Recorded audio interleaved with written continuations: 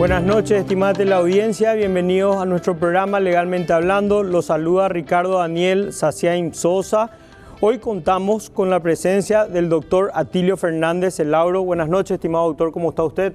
Buenas noches, doctor Ricardo. Muchas gracias por invitarnos. Muy buenas noches para toda la audiencia.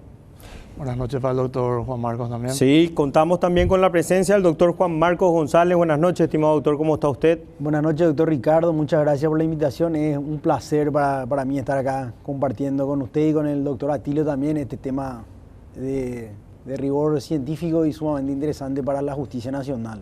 Claro, el tema que nos atañe el día de hoy es la pena de muerte.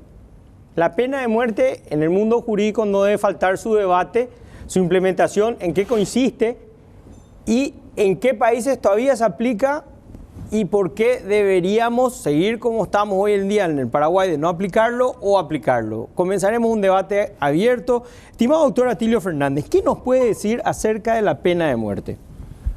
Bueno, la pena de muerte es obviamente la pena máxima, es lastimosamente irreversible, ¿verdad?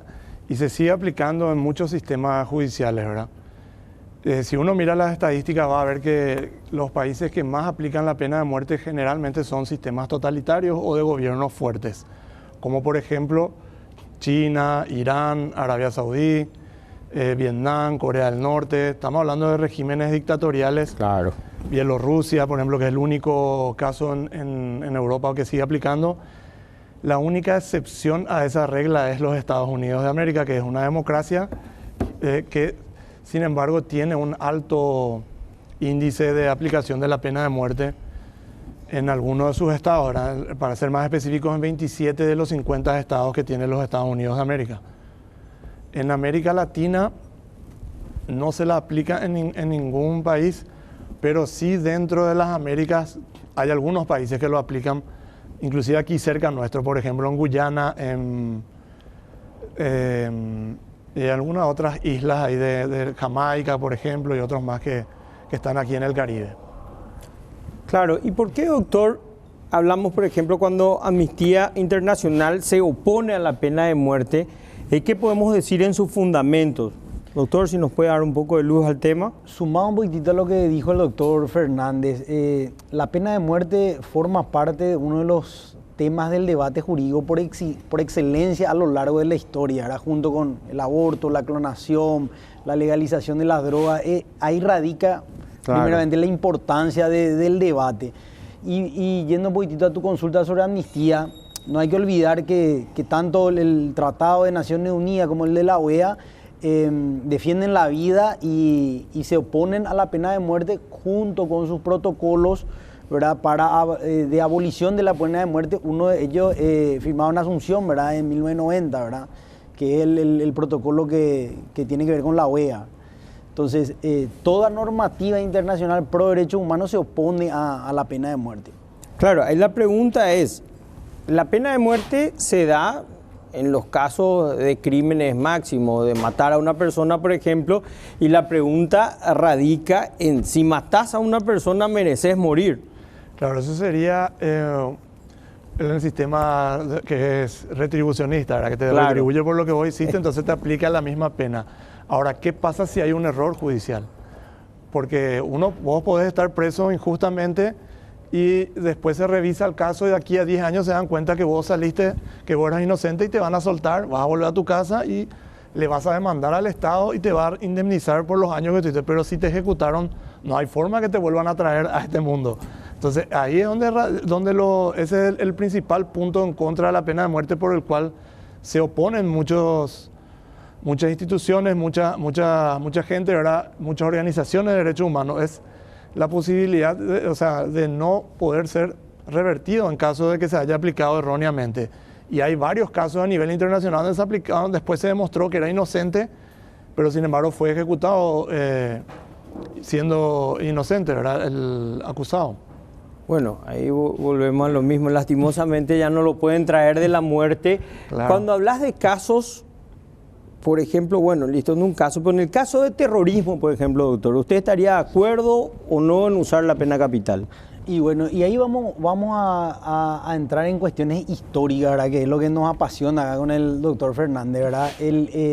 Cuando se habla de la humanización de las penas, ¿verdad? O sea, si nosotros analizamos la historia de las penas, de la venganza de la sangre, pasando por las ordalías o juicios de Dios, la pena privativa de libertad hasta nuestros días, ¿verdad? Anteriormente era, bueno, un terrorista, un atentado anarquista, principio del siglo XX en Barcelona, en Madrid, era castigado con muerte y nadie decía nada, ¿verdad?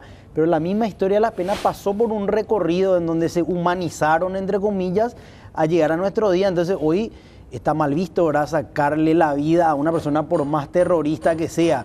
Y eso se nota en las legislaciones, ¿verdad?, de todos los países que mencionó recién el doctor Fernández. Claro, pero cuando hablamos de humanizar la pena, ¿qué le decimos a los que sufrieron las consecuencias o a los familiares que sufrieron las consecuencias del crimen? Y justamente por ahí pasa el debate, ¿verdad? Por ahí pasa el debate. Estados Unidos sigue sosteniendo que ante ciertos hechos punibles, ¿verdad?, que están bien catalogados y bien tipificados, amerita la pena de muerte. Sin embargo, otras legislaciones como la paraguaya te dice no. Vos podés hacer un atentado terrorista en calle Palma y Chile, en donde mueren 200 personas, pero nuestra normativa te va a penar con 30 años más medidas de seguridad, no te van a dar la muerte. Claro, te darían una pena privativa de libertad de 35 años es la máxima. Más medidas de seguridad como se estila, ¿verdad? Claro, y en los casos de Estados Unidos que autoriza la pena de muerte, ¿cuáles serían, doctor? A cualquiera de los dos, la consulta va para cualquiera de los dos. El estado que más aplica la pena de muerte hoy día es Florida. Contrario a lo que uno pensaría, el segundo es Texas. ¿En serio? ¿Verdad? Sí, Florida le superó a Texas, según los informes que estuve mirando de Amnistía Internacional en los últimos años. Depende mucho pues del gobernador que en ese momento está en cada estado. Algunos, cuando los republicanos están en el gobierno, aplican más la pena de muerte y los demócratas suelen conmutar las penas, ¿verdad? No siempre, ¿verdad?, pero suele ser más o menos así la tendencia. Y los estados del sur de los Estados Unidos son los que más aplican la pena de muerte. Los del suroeste, llamémosle, ¿verdad? Los que están hacia el norte y noreste son los que o abolieron la pena de muerte o declararon moratorias y van conmutando las penas, ¿verdad? Y las ejecuciones varían. En algunos es inyección letal, en otros es la silla eléctrica, ¿verdad? La silla eléctrica sigue vigente. En algunos estados todavía, pero muy pocos ya. La mayoría es con inyección letal. Y a nivel mundial, fuera de los Estados Unidos, inclusive, por ejemplo, vos ves en Irán, por ejemplo, es la horca. Todavía se sigue aplicando. En otros países el fusilamiento, creo que en China es el fusilamiento, ¿verdad? Hay diferentes métodos, digamos, de aplicar la pena de muerte, ¿verdad? Y la pena de muerte se suele dar en base a un castigo aparte de ser por un terrorismo, por decirlo así, ¿en qué sanción viene? O sea, ¿en qué casos viene la sanción de pena de muerte? ¿Qué tengo que hacer para merecer la pena de muerte? Exactamente. Por ejemplo, me interesa... o sea, el homicidio ya sea, por ejemplo, en Estados Unidos, los casos de los asesinos seriales, ¿verdad?, que mataron muchísimas personas inocentes que ni siquiera le provocaron a esas personas, o sea, ni siquiera se conocían, ¿verdad? Generalmente le aplican a ellos o a los que asesinan y matan niños o violan, ¿verdad? Eso es lo que más se suele aplicar. También a los que son asesinos, llamémosle por promesa remuneratoria, vulgarmente conocidos como sicarios, ¿verdad? Ese tipo de casos es lo que más se aplica, ¿verdad? En otros países, fuera de los Estados Unidos, es mucho por cuestiones políticas, ¿verdad? A los, entre comillas, traidores a la patria, al gobierno, ¿verdad? En caso de China, de Irán. Irán inclusive aplica la pena de muerte a los homosexuales, o sea, es bastante variada la legislación, ¿verdad? Es amplia, más que nada se da entonces por el territorio en el cual uno se encuentra. Así mismo, inclusive por cuestiones de drogas. En algunos países uno le encuentran con droga y es condenado a muerte, ¿verdad? ¿Qué tipo de países, por ejemplo, doctor? En los países, o sea, en Asia, por ejemplo, Tailandia, hay otros países así, creo que en Taiwán, mismo en China. En China también es pena de muerte eso. O sea, generalmente los países asiáticos. La mayoría de la aplicación de la pena de muerte en los países asiáticos, algunos países africanos. En América, como les había mencionado, Estados Unidos y algunas que otras islas del Caribe. Y en Europa solamente en Bielorrusia. Después no hay otro país. El resto, toditos han abolido la pena de muerte. Claro, cuando hablamos, por ejemplo, doctor, de la evolución que usted ha dicho a la humanización de las reglas o de la pena de muerte en particular, estamos prácticamente sosteniendo de la no aplicación de la ley del talión en algunos lugares y en otros sigue vigente. Claro. Y en esa evolución, a su criterio, ¿por qué el Paraguay ha dejado de aplicar la pena de muerte? El caso de Paraguay es un caso bastante puntual, vamos a decir, en el sentido de que la pena de muerte a lo largo de su historia nunca fue una pena popular. Hubieron o sea, desde el siglo, vamos a ponerle Carlos Antonio López, 1844, hasta nuestros días no fue una pena popular. Hubieron muy pocas ejecuciones. A fines del siglo XIX, como dice Teodosio González en su libro Lecciones de Derecho Penal, cita algunos casos que fueron conmutados. Creo que un reo uruguayo fue condenado en los bajos del Cabildo, 1880 y pico. Y después las del siglo XX, sacando la de Gastón Gadín, hubieron como 5 o 6 condenas a muerte que fueron conmutadas por José Pebullari, Eusebio Ayala también. Conmutaron la pena, o sea, llegó a última instancia Superior Tribunal de Justicia, condena a muerte, eran 3 casos los que acarreaban pena de muerte. El parricidio... Doctor, tenemos una audiencia de no son abogados, si puedes por favor dar el concepto de cada uno. Sí, el parricidio era quien daba muerte a su padre. Sí. Eso acarreaba pena de muerte. En el segundo caso, quien mataba por promesa o remuneración, sería un sicario. Volvemos al sicariato. Y el tercer caso era quien mataba con fines de robar. Ok. O sea, el que te quería robar tu caballo y te mataba para robar tu caballo, ese acarreaba pena de muerte. Y de los casos que llegaron con condena del Superior Tribunal de Justicia, última instancia, lo que hoy es la Corte Suprema, está la de Gastón Gadín, que se cumplió en el, vamos a decir, en el fuero ordinario. Está el del teniente Rogelio Godol, que fue del fuero castrense o militar en 1913. Y otros casos que llegaron a pena de muerte, por esos 3 motivos que mencionamos, que fueron conmutados por el presidente de la República, justamente por eso que te comento que no era una pena popular. Claro. O sea, el público enardecido primero pedía la muerte y después cuando llegaba, se fallaba el tribunal, lo condenaban, estaban ahí en la capilla y antes de ser fusilados, ahí no, había un pedido de la Asociación de Damas Católica con la asociación, otra asociación así de beneficencia que solicitaba clemencia al primer mandatario y a través de un decreto le conmutaba la pena. Por eso te digo que a lo largo de la historia de nuestro país no fue una pena popular. Ok. La pregunta, pero para responder al volver de la pausa a ambos doctores es, ¿la pena de muerte previene o no el crimen? A criterio de ustedes, por supuesto. Ya volvemos.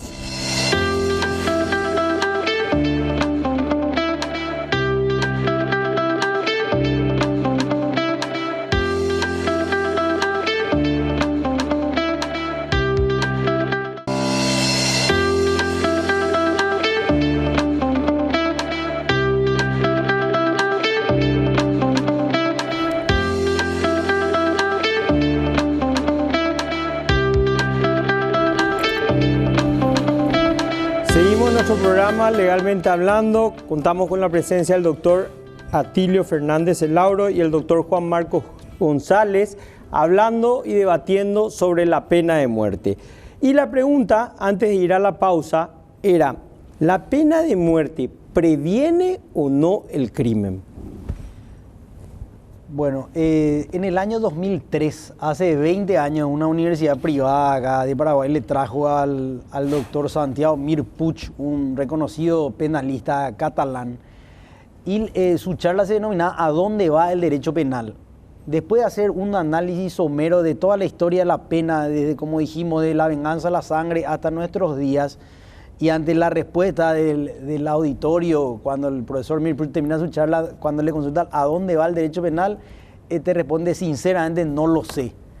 Porque hoy, en el 2023, estamos volviendo o sea, el público sigue pidiendo la venganza a la sangre. O sea, ante un hecho mediático grave que ingresa al derecho penal, la pena pide la sanción máxima.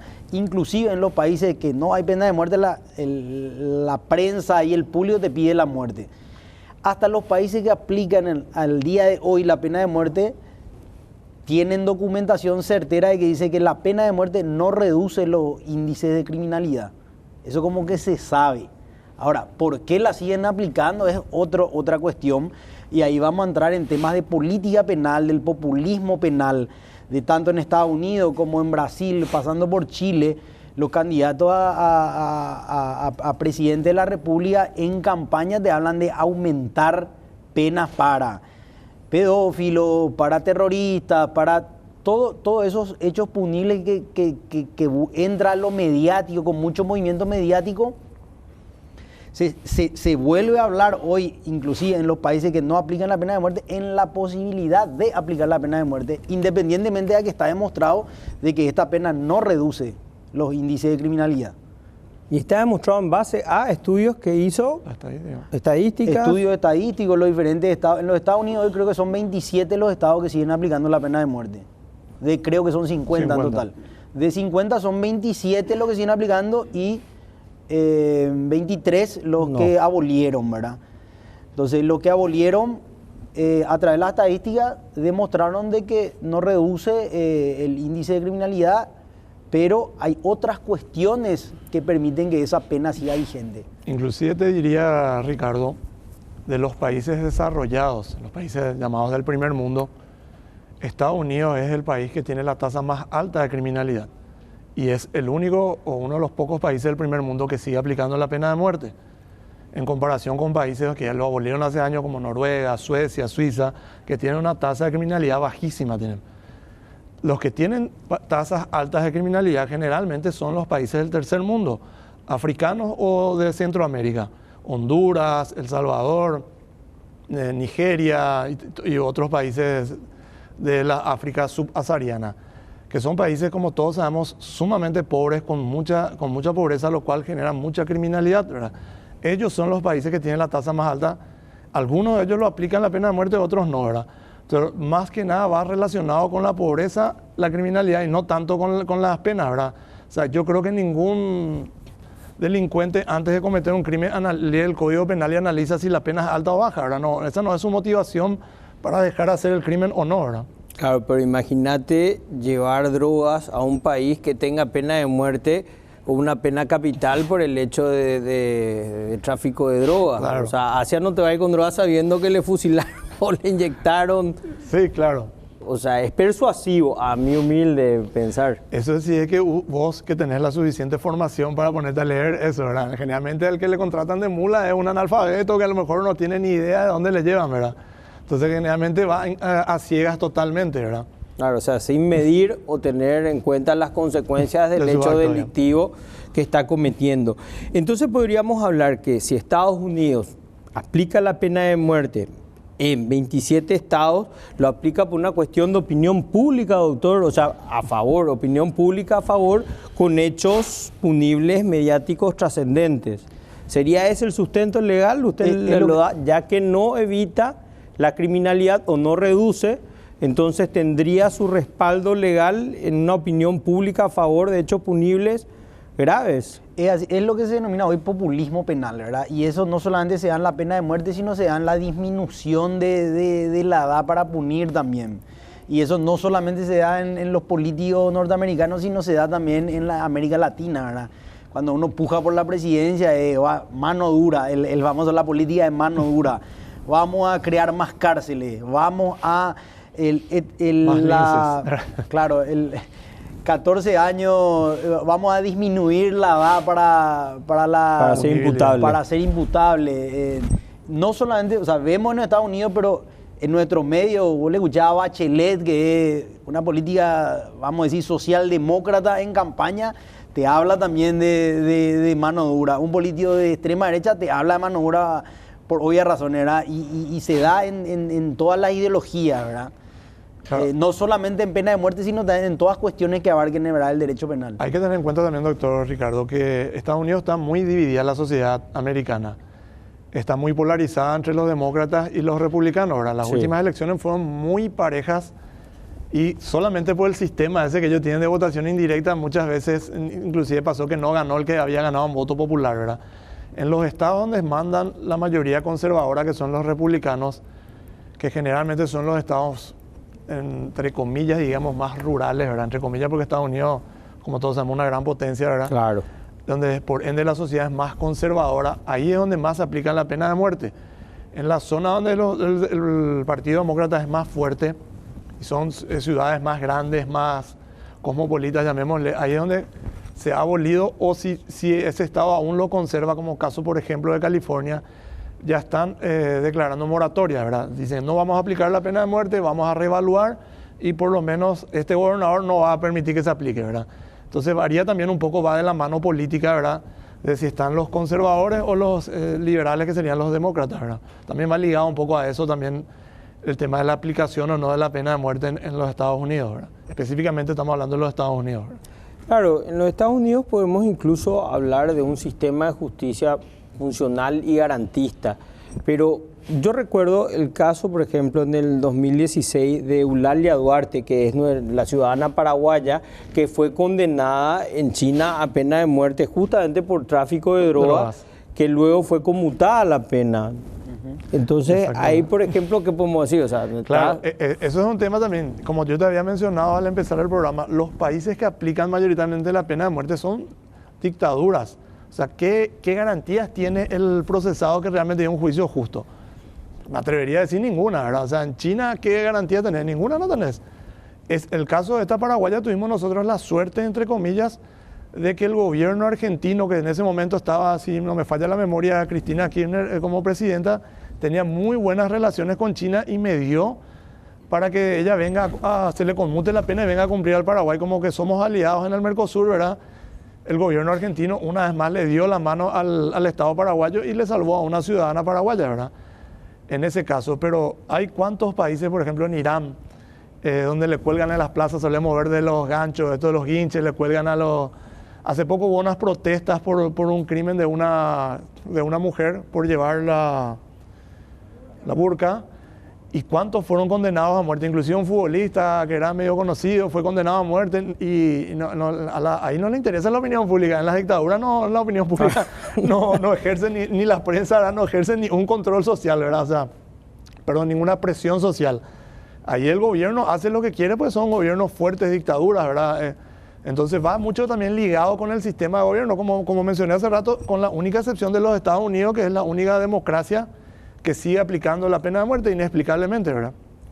Claro, a eso vamos. En ciertos países uno tiene ciertas garantías y la funcionalidad del Poder Judicial y en otros con dictadura, con regímenes de militares y demás, no. O también de extremos, o en temas religiosos. Pero ahí entonces, mi querido doctor, podemos hablar de los tipos de pena de muerte, como la horca, que vos bien tal lo estás diciendo, sí, a la parte indolora como una inyección letal. ¿Qué podemos decir al respecto ahí, doctor? Y tenés tradición, ahí vamos a pasar por las tradiciones, ¿verdad? Por ejemplo, en Francia la guillotina fue, creo que hasta el siglo XX que tuvo vigente, creo que en la década del 50 más o menos se da la abolición, ellos utilizaron la guillotina. Después tenés el garrote vil en España, ¿verdad? Que hay una película muy famosa ahí de la última aplicación de garrote vil en Cataluña. ¿Qué sería el garrote vil? El garrote vil es como una silla eléctrica, sí, que te pones y tiene como una serie de... Te comienzan a poner unas... Clavijas, digamos. Las correas de cuero. No, serían como unos tornillos de hierro, como que te destrozan todos los huesos y te aprietan todos los brazos y el cuello, la nuca, una cosa así salvaje, ¿verdad? Y fue la manera de ejecutarle a los penados a muerte en España durante todo el franquismo inclusive, ¿verdad? Después creo que Inglaterra dio una tradición de horca, sí, después en el fuero militar, como dijo Atilio, el fusilamiento, y son tradiciones, ¿verdad? Y en los Estados Unidos se impuso la inyección letal hoy, pero anteriormente la silla eléctrica. Creo que los estadounidenses inauguran esa manera, vamos a decir, de ejecutar. Doctor, decías que la silla eléctrica en algunos lugares todavía sigue vigente. Sí, en algunos estados de los Estados Unidos, muy pocos. Realmente no tengo en mente ahora mismo en cuál, pero leí que 1 o 2 seguían aplicando. La gran mayoría ya mutó a la inyección letal, ¿verdad? Claro, o cámara de gas, creo que también existía, sí, la cámara de gas que es indolora también. Y los países generalmente asiáticos van más por la horca, en el caso de China el fusilamiento, ¿verdad? Eso es lo que estuve viendo, ¿verdad? Leí que por ahí había algún que otro país africano que aplicaba todavía la guillotina, que había mencionado el doctor, ¿verdad? Calculo que debe ser alguna ex colonia francesa, ¿verdad? No tengo en mente ahora mismo el país, ¿verdad? Pero me llamó la atención que aún seguía vigente la guillotina, ¿verdad? Yo creía que ya estaba erradicada, ¿verdad? Claro, como un mecanismo obsoleto de dar muerte a alguien. Así mismo. Perdón, la decapitación también en algunos países musulmanes. Habrán visto algunos videos famosos en Afganistán, en la época de los talibanes. La muerte era por decapitación o lapidación también en otras culturas, ¿verdad? En algunas culturas religiosas como vos hayas mencionado. Imagínense, lapidación, socorro. En nuestro sistema legal está prohibida la pena de muerte. Mi querido doctor, si nos puedes hablar los fundamentos y cómo se va en la historia, cómo vamos dando a llegar a hoy para luego entrar en la historia misma. Sí, la pena de muerte, como te había mencionado, en los 3 casos que te mencioné, estuvo vigente en Paraguay desde el Código de Teodosio, que es de 1910, ¿verdad? Que estuvo vigente hasta 1998 o 97-98 cuando se aprueba el nuevo Código Penal. O sea que tuvimos pena de muerte en Paraguay hasta 1997, ¿verdad? Lo único que la última aplicación fue en 1917 con el fusilamiento, ¿verdad?, de Gastón Gadín y Cipriano León. Pero como te había dicho en el principio, que nunca fue una pena popular, durante todos esos años de 1917 hasta el 97 siguió vigente la pena de muerte de alguna manera, ¿verdad? Siendo letra muerta. Claro, estaba en el código. Pero estaba ahí. O sea, podría haber pasado. Podría haber pasado. Inclusive hubieron condenas de muerte. Yo encontré diarios de la década del 80, 90, en donde hubieron condenas de muerte, pero obviamente no se llevaron, no se ejecutó, ¿verdad? Pero hay condenas a muerte del 80 y creo que ahí, antes de entrar en democracia, hubo alguna que otra sentencia. Eran para esos 3 tipos de hechos punibles, ¿verdad? Venía la condena del Superior Tribunal de Justicia y había un espacio, un plazo ahí de tiempo que le llegaba al presidente de la República, que tenía el poder de o confirmar o bajar el pulgar, ¿verdad? Claro. Y como te había mencionado, en varios casos el presidente optó, ¿verdad?, por la conmutación. Complementando un poco lo que dijo aquí el doctor González, en la Constitución de 1992, en el artículo 4, es donde abole la pena de muerte, sí, pero seguían las leyes paraguayas, ¿verdad? En el Código Penal hasta 1997, y en el Código Penal militar estaba hasta hace poco, hace unos años, creo, si no me falla la memoria, creo que fue en el gobierno de Nicanor que se cambia el Código Penal militar, pero seguía contemplando la pena de muerte para los traidores a la patria y para los que desertaban en una guerra, ¿verdad? A pesar de que Paraguay ya había renunciado a la guerra también por la Constitución de 1992, pero seguían estando en nuestras normas. Recién ahí se cambia el Código Penal militar y el Código Penal, como él había mencionado, ¿verdad?, y ya eliminó definitivamente. Pero la última aplicación fue en 1917, ¿verdad? Esa es la última vez que se aplica en el Paraguay en tiempos de paz. Ahí, después doctor, se aplica en la guerra del Chaco, se aplica, pero en la jurisdicción militar. Claro. Para poder hablar, acá los doctores son los autores de este libro, que es el último fusilamiento en el Paraguay. Para hablarlo al volver de la pausa.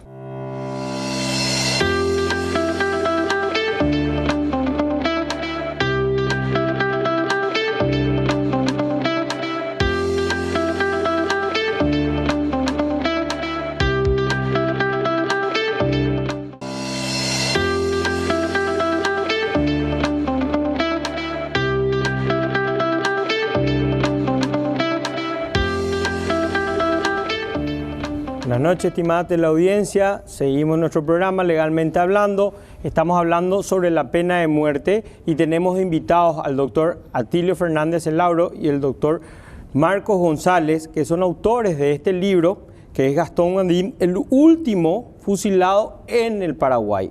Y vamos a hablar al respecto. Estimado doctor Atilio, ¿qué nos puede decir de su libro? Bueno, Gastón Gadín era un ciudadano francés cuya familia había venido al Paraguay en 1912, aproximadamente entre julio y septiembre, ¿verdad? ¿Por qué decimos entre julio y septiembre? Porque en la primera declaración que él hace ante el juez de paz de aquí de Villamorra, él menciona que vino en julio de 1912, pero cuando declara ante la policía de la capital, él menciona el 6 de septiembre de 1912. Su familia en ese momento estaba viviendo en Santa Fe, República Argentina, y se muda al Paraguay y compra una quinta que justamente donde hoy estamos nosotros sentados era parte de la propiedad de ellos. La casa propiamente dicha estaba al lado de lo que hoy sería la casa cuna, donde hay una casa de cambio y una ferretería que no voy a mencionar porque no son auspiciantes del programa, ¿verdad? Entonces, esa era la parte de la construcción y todo esto eran las plantaciones que ellos tenían de cítricos, ¿verdad? La manzana donde está este canal, la manzana donde está la cooperativa muy conocida, ¿verdad? Y otra heladería muy reconocida también. Todas esas manzanas eran parte de las propiedades de ellos. Gastón Gavín se enamora de una sobrina de uno de los peones de las plantaciones que ellos tenían, de nombre Ana Mayereyer. Esa relación no era bien vista por la familia, especialmente por el padre, porque ellos eran de una posición económica de clase media alta. Ellos eran de modales finos, era una familia francesa, ¿verdad? Su papá era un alto exponente de la masonería paraguaya y se enamora de la hija de un peón que vivía en San Lorenzo en aquel entonces, ¿verdad? Entonces esa relación crea una fricción entre el padre y el hijo, ¿verdad? Que eso se va acentuando con el tiempo y finalmente Gastón decide que la única manera que él tiene de poder casarse con Anita Mayereyer es eliminando a sus padres y es ahí donde él decide contratar los servicios de un ex peón suyo llamado Cipriano León, lo contrata como sicario, ¿verdad? Entonces, la noche del 26 de julio de 1915, su padre viene en el tranvía bajaba aquí cerquita, donde hoy es un reconocido shopping aquí sobre Mariscal López y Malutín. Ahí estaba la estación del tranvía y de ahí camina hasta donde les había mencionado, al lado de la casa cuna que hoy sería Mariscal López y Senador Long. En ese entonces tenía otro nombre, era la avenida Colombia, era la avenida Mariscal López y la otra creo que era la calle Los Baños, algo así se llamaba. Cuando el padre abre la puerta para entrar, recibe un hachazo en la frente de parte de Cipriano León, cae el padre y lo remata en el piso con otros hachazos. La madre es ejecutada mientras dormía también, con hachazos en la frente, ¿verdad? Finalmente ellos deciden quemar los cuerpos para tratar de borrar las evidencias y hacer creer que fue un incendio, ¿verdad? Entonces prenden fuego. En ese momento Gastón se va a dormir, le da un poco de dinero y le promete a Cipriano que le iba a abonar lo que él le había prometido una vez que él se case con Ana y herede todos los bienes de sus padres, que como yo había mencionado era una familia de clase media alta, ¿verdad? Claro. Que tenía buenos recursos, ¿verdad? Se va Cipriano a su casa, Gastón se acuesta a dormir y ellos tenían una señora que vivía con ellos, que era una viuda francesa, amiga de la familia que vivía ahí. Ella le despierta y le dice que se estaba quemando la casa. Él sale a apagar el fuego, ¿verdad? Y en eso salen a pedirle a los vecinos ayuda. Los vecinos vienen y encuentran los cuerpos mutilados. En realidad quemados primero, ¿verdad? Entonces primero creen que murieron a raíz del incendio, ¿verdad? Hasta que viene la policía de la capital en ese entonces, ¿verdad? Con el juez de paz de Villamorra. Y empiezan a revisar los cuerpos y encuentran las heridas y ahí se dan cuenta que en realidad ahí se cometió un crimen, ¿verdad? Que no fue un incendio en realidad, ¿verdad? Por supuesto, el juez ordena la detención de todos los que estaban en la casa, ¿verdad? De Gastón, de la viuda, de todos los peones, ¿verdad? Y dice que todos los que trabajaban ahí están detenidos. Entonces, a medida que iban llegando al día siguiente, eran detenidos por la policía, ¿verdad? Claro. Uno de ellos era Carlos Mayereyer, como había mencionado, el tío de Ana Mayereyer. En el bolsillo de Carlos Mayereyer la policía encuentra una carta. Esa carta Gastón le había escrito a ella, perdón, esa era la respuesta a una carta que él le había escrito. La carta que él le escribió nunca se encontró, pero sí la respuesta. En la respuesta ella le decía que ella igual le iba a seguir amando a pesar de que él iba a cometer una locura. Entonces ahí la policía entiende que efectivamente él estaba involucrado en el crimen, ¿verdad? Entonces con eso vuelven nuevamente a pedirle al juez, ahí ya le habían pasado al juez penal, que dicte la detención de Gastón Gavín, ¿verdad? Y ahí la policía le hace una jugarreta, no recuerdo el nombre, si el doctor González me refresca la memoria el nombre del comisario, creo que era Articanava, ¿verdad? Sireno Articanava y Emiliano Hermosilla era el jefe de investigaciones. El Sireno Articanada viene en el tranvía hasta Villamorra y en pleno velorio le llama a Gastón Gadín y le dice que ellos ya le apresaron a su cómplice y que el cómplice ya cantó y dijo que él era el autor material del crimen. En ese momento, en realidad, la policía no tenía la menor idea de si había un cómplice o no, ¿verdad? Claro. Pero funcionó la treta y Gastón empieza ahí a cantar y dice, no, yo no fui, fue Cipriano. El comisario no tenía la menor idea de quién era Cipriano y le pregunta, ¿quién es Cipriano? Cipriano León. Entonces empiezan a preguntar entre los peones quién era Cipriano León. Le dicen que él era un ex peón de la estancia que hoy día trabajaba en una carnicería de la familia Orvieta, que estaba por aquí también en Villamorra, ¿verdad?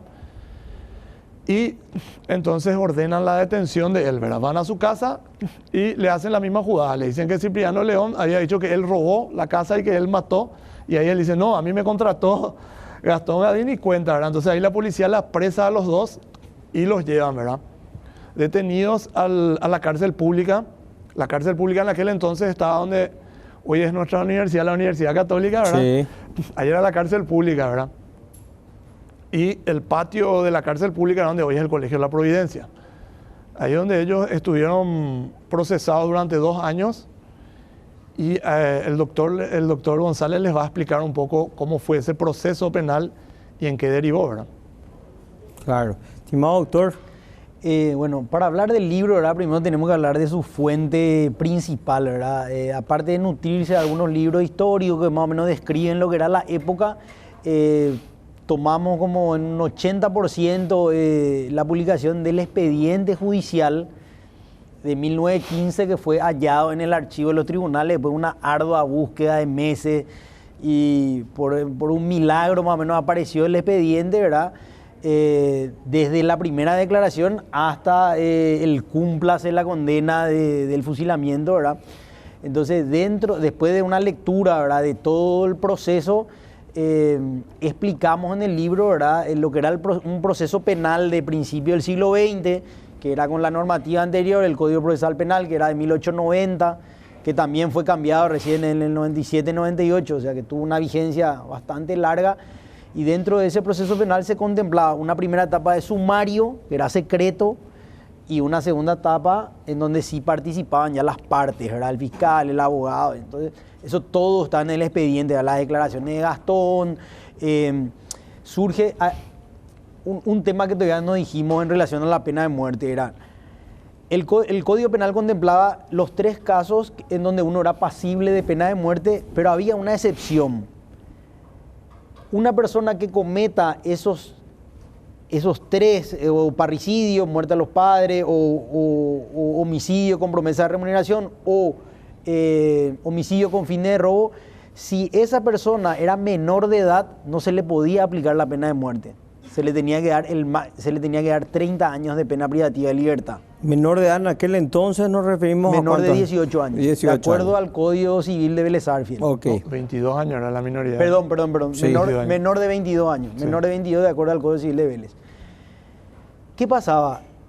Toda nuestra investigación comienza con un artículo del historiador Luis Verón que se llama El último fusilamiento, en donde se hablaba de que en realidad Gastón Gadín, al cometer el crimen o el homicidio o el parricidio, era menor de edad. Entonces nosotros con el Código Penal en nuestra mano dijimos, pero ¿cómo se le aplicó la pena de muerte si él era menor de edad al momento de cometer? Era menor de 22 años. Y ahí comienza la investigación. Y nos damos cuenta que dentro del proceso penal se pone en tela de juicio la edad de Gastón. Entonces su abogado, que era un defensor público, al darse la etapa plenaria, dice, acá no se le puede aplicar la pena de muerte al principal autor. Al autor intelectual. Al autor intelectual o al coautor, como se dice hoy, ¿verdad? Ya está medio en desuso autor intelectual, coautor, son los 2 autores, ¿verdad? No le podemos aplicar porque es menor de edad. Entonces el juez, que era Nicanor Patiño, un juez de primera instancia, dice, bueno, entonces acérquenme el certificado de nacimiento o alguna documentación de que prueba qué edad tiene, ¿verdad?, nuestro procesado. Entonces no tenían el certificado de nacimiento porque tenían que traer de París, porque él nació en París. Entonces acercan una fe de bautismo y un documento que presentaron para el servicio militar en donde decía que él nació en tal fecha. El juez dice, bueno, con esto ya está. Se demuestra de que Gastón Gadín es menor de edad o fue menor de edad al momento de cometer el hecho, no va a ser pasible de pena de muerte. ¿Qué pasó? Siguió el proceso, llegó al tribunal de jurado, porque hay que tener en cuenta que en esa época los casos penales eran juzgados por jurados, como en los Estados Unidos. Se hacen la pregunta a los jurados, ¿era mayor de edad, menor de edad? No se tiene en cuenta eso, se le condena a muerte. ¿Y es condenado por el juez? Es condenado por el tribunal del jurado a muerte. Eso va a segunda instancia, se confirma la sentencia y eso va al tribunal, al Superior Tribunal de Justicia y confirma la sentencia. O sea, lo que dijo el juez de primera instancia no se tuvo en cuenta de que, o sea, el jurado dice, no hay certificado de nacimiento, no podemos demostrar que él sea menor de edad, lo condenamos a muerte. ¿Pero se va con Cipriano o Cipriano no León? tenía escapatoria. Cipriano León no tenía escapatoria. Era mayor de edad y cometió el crimen por promesa de pago. O sea, Claro, era un sicario. Sí. La única duda era si se le podía aplicar o no la pena de muerte a Gastón, porque Por ser menor de edad. Él decía que era menor de edad, ¿verdad? Inclusive un médico le examinó y dijo que por la constitución de los huesos y una serie de cuestiones más, él tendría que tener entre 18 y 20 años en ese momento, ¿verdad? En aquel entonces ya estaba la presunción en caso de duda a favor del reo, ¿verdad? Que hasta hoy día nosotros tenemos en la legislación. Aún así, el tribunal de jurados, el juez del jurado sometió a consideración del jurado para que voten si él era menor de edad o no, como si eso fuese una cuestión de hecho, ¿verdad? Y el jurado dijo, no, es mayor de edad, votó en mayoría que era mayor de edad y lo condena a muerte, ¿verdad? Pese a todo eso que ya mencionó el doctor González, ¿verdad? De que él agregó la fe de bautismo, inclusive el defensor pidió ampliación del plazo probatorio para hacer traer de Francia el documento. Recuerden que Francia estaba en guerra, estaba en la Primera Guerra Mundial cuando eso. Entonces él pidió una ampliación del plazo en razón de la distancia, ¿verdad? Para poder traer del registro civil francés, y el juez le dijo que ya no era necesario, que ya estaba acreditada la minoría de edad. Entonces se quedó tranquilo el defensor de reos pobres que le defendía a Gastón, ¿verdad? Entonces uno se pregunta ¿por qué el jurado entonces tomó una decisión como esa? Claro, pudiendo traer en el expediente los documentos que certificaban. Y ahí la explicación que la tesis que nosotros elaboramos con el doctor es que fue la presión mediática. La presión social era demasiado grande. Espera, doctor, porque esta parte es muy importante conocer porque es el último caso en donde se aplica la pena de muerte en el Paraguay. Es muy importante entender el proceso legal del mismo, cómo se dio y para qué fue, pero al volver de la pausa. Ya volvemos.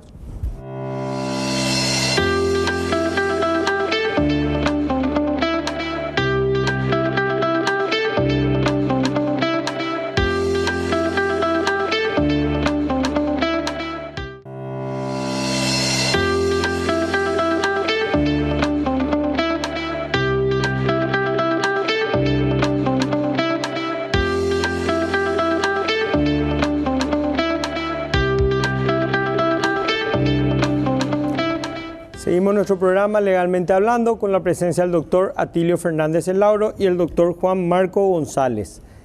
Entonces hablábamos, mi querido doctor, de cómo se da el proceso de la última ejecución en el país. Así mismo, ¿verdad? ¿Recordás que el doctor González había explicado que la pena de muerte no era muy popular en el Paraguay? Sí. Bueno, esta fue la excepción. Este fue el único caso donde toda la ciudadanía pedía que se aplique la pena de muerte. Todos los medios de prensa, con la única excepción de un medio que era de la Iglesia Católica, todos pedían la pena de muerte, lo trataban del criminal más salvaje de la historia del Paraguay. Era una cosa impresionante, ¿verdad? Sacaban comunicados pidiendo que se apliquen. La presión social y mediática era algo inaguantable, me imagino, para los miembros del jurado, ¿verdad? Es por ello que decidieron ellos aplicar la pena de muerte, a pesar de que había una presunción de que él era menor de edad. ¿Por qué digo una presunción? Porque ellos en ese momento no tenían los elementos de juicio suficientes para saber si era menor o no de edad. Porque ¿cómo uno puede saberlo? Con el certificado de nacimiento, ¿verdad? Claro. Que nosotros sí logramos conseguir a través de la Cancillería Nacional y se trajo en valija diplomática desde el registro civil francés. Ah, ¿ustedes pidieron? Sí, nosotros tenemos eso, está transcrito en el libro. Ok. No voy a contar qué dice el certificado, ¿verdad? Para que puedan leer el libro y ahí se van a enterar, ¿verdad? Pero esa fue la realidad, ¿verdad? Ellos en ese momento no tenían ese elemento de juicio, pero sí tenían la presunción. En caso de duda debían haber aplicado la pena más leve, que era 30 años, como mencionó el doctor González, para que él no sea ejecutado, ¿verdad? Sin embargo, la presión fue tanta que se hizo el fusilamiento donde hoy sería el patio del Colegio de la Providencia. El 1 de diciembre de 1917, a las 17 horas puntualmente, empezó el proceso de fusilamiento, ¿verdad?, con la lectura de la sentencia por el actuario judicial. Y como nosotros solemos ver en las películas, ¿verdad?, el que comanda el pelotón va haciendo el famoso preparen armas, ¿verdad?, así listo, ¿verdad?, y después fuego, ¿verdad? Y ahí Gastón se rompe la camisa y grita una palabrota que no puedo decir, ¿verdad?, porque estamos en la televisión, ¿verdad?, insultándole al pelotón, ¿verdad?, y ahí ellos empiezan a disparar a él y a Cipriano, ¿verdad? Finalmente ellos mueren y le dan el tiro de gracia. El teniente Alcaraz, que era el que comandaba el pelotón, le da el tiro de gracia en la cabeza porque él aún estaba agonizando, ¿verdad? Y lo entierran en el cementerio del Mangrullo, hoy Parque Carlos Antonio López, ¿verdad?, para la gente que no lo sabe, ¿verdad? Ese es el Parque Carlos Antonio López. Ok. Hay que tener en cuenta también ahí un temita, ¿verdad? Porque el caso Gastón Gadín y Cipriano León, el caso penal así por excelencia del siglo XX paraguayo. Viste que cada país tiene su caso mediático penal por excelencia dentro del siglo XX. Y la verdad que da para enseñar en cátedras, ¿verdad?, de las universidades el caso en sí. Cuando el tribunal de jurado, a través de un veredicto, lo condena a muerte a Gastón, ese veredicto podría ser apelado ante el superior tribunal, que era la segunda instancia en lo penal, que confirmaba, que normalmente, o sea, si confirmaba ante un caso de pena de muerte, solamente en ese caso llegaba al superior tribunal de justicia, que era lo que hoy es la corte, ¿verdad? En otros casos, si no acarreaba pena de muerte, no llegaba ante la última instancia, ¿verdad? Y en el caso de Gadín llega al superior tribunal de justicia, en donde eran 3 los miembros, que eran Pedro Bobadilla, Apolinar Real y Eulogio Jiménez, y el que preopina en el caso, el doctor Pedro Bobadilla, que también fue vicepresidente de la República, hace un análisis jurídico brillante sobre el caso, pidiendo la absolución de Gadín, como que no correspondía a la pena de muerte porque en el proceso estaba acreditado que era menor de edad. Y eso está en la sentencia final, en unas 10, 11 páginas más o menos. Y después los otros 2 miembros, ¿verdad?, solicitan de que no, que en el tribunal de jurado ya se demostró que era mayor de edad y solicitan la pena de muerte. Pero el análisis que hace Pedro Bobadilla es el que nos hizo el libro, claro, fue el fundamento jurídico que usaste. De por si qué nos puedes comentar. Por qué no correspondía la pena de muerte, justamente por lo que explicó Atilio, por el indubio pro reo, ¿verdad?, que donde al no haberse demostrado fehacientemente si era mayor o menor de edad, que tendría que estar a favor del reo, ¿verdad? Y que lo que hizo el tribunal de jurado fue una barrabasada jurídica, vamos a decir. Y eso los pone con todos los antecedentes, foja por foja del expediente. Eso se transcribe también textualmente en el libro. Ese expediente del cual menciona el doctor González, hoy día está en exhibición en el Museo de la Justicia, ¿verdad? Se encontró gracias a la investigación que inició justamente aquí mi colega, el doctor Juan Marcos González, y gracias a las gestiones que él realizó con otras personas, se logró acceder al expediente, se encontró que estaba en el archivo, y hoy día está en exhibición en el Museo de la Justicia, donde cualquier ciudadano puede ir a mirar el expediente, ¿verdad? No va a poder ojearlo porque por la antigüedad que tiene, ¿verdad? Pero está exhibido ahí. Entonces, el último caso que se aplicó en el Paraguay fue un caso donde se aplicó de manera incorrecta la pena de muerte, ¿verdad? Realmente Gastón era culpable, pero no se le debía aplicar la pena de muerte porque él era menor de edad. Y ahí vamos a lo que habíamos mencionado hace rato cuando hablábamos de la pena de muerte. El problema con la pena de muerte es que ya no le podés devolver la vida al que le mataste, al que le ejecutaste, si te das cuenta que hubo un error judicial, como en este caso, ¿verdad? Donde hubo un error judicial, se le condenó a un menor de edad a la pena de muerte, y por más que hoy nosotros podamos demostrar eso, ya llega tarde la justicia, ¿verdad?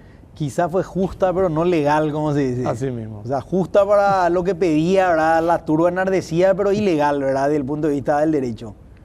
Claro, justamente la semana pasada estábamos hablando de cómo sopesa lo mediático o la voluntad popular, en este caso, sobre la legalidad o la independencia de los administradores de justicia.